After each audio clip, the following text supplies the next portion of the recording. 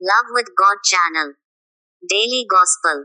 யோவான் நற்செய்தியிலிருந்து வாசகம். அதிகாரம் 8, இறைவார்த்தைகள் 31 முதல் 42 வரை. இயேசு தம்மை நம்பிய யூதர்களை நோக்கி, என் வார்த்தைகளை நீங்கள் தொடர்ந்து கடைப்பிடித்து வந்தால் உண்மையில் என் சீடர்களாய் இருப்பீர்கள், உண்மையை அறிந்தவர்களாயும் இருப்பீர்கள். உண்மை உங்களுக்கு விடுதலை அளிக்கும் என்றார்.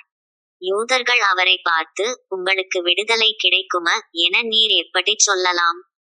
நாங்கள் யாருக்கும் ஒருபோதும் அடிமைகளாய் இருந்ததில்லை. நாங்கள் ஆபிரகாமின் வழிமரபினர் ஆயிற்றே என்றார்கள். அதற்கு இயேசு, பாவம் செய்யும் எவரும் பாவத்திற்கு அடிமை என உறுதியாக உங்களுக்குச் சொல்கிறேன். வீட்டில் அடிமைக்கு நிலையான இடம் இல்லை, மகனுக்கு அங்கு என்றென்றும் இடம் உண்டு.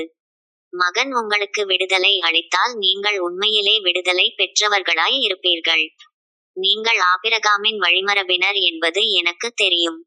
ஆனால் என் வார்த்தை உங்கள் உள்ளத்தில் இடம் பெறாததால் நீங்கள் என்னை கொல்ல முயலுகிறீர்கள். நான் என் தந்தையிடம் கண்டதைச் சொல்கிறேன். நீங்கள் உங்கள் தந்தையிடமிருந்து கேட்டதைச் செய்கிறீர்கள் என்றார்.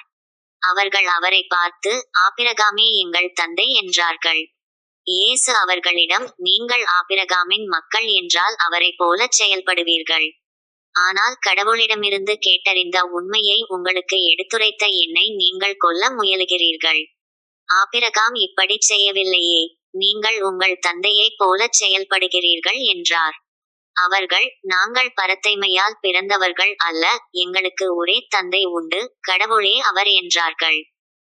இயேசு அவர்களிடம் கூறியது, கடவுள் உங்கள் தந்தையெனில் நீங்கள் என்மேல் அன்பு கொள்வீர்கள். நான் கடவுளிடமிருந்தே இங்கு வந்துள்ளேன். நானாக வரவில்லை, அவரே என்னை அனுப்பினார். இது ஆண்டவரின் அருள்வாக்கு. இறைவா உமக்கு நன்றி.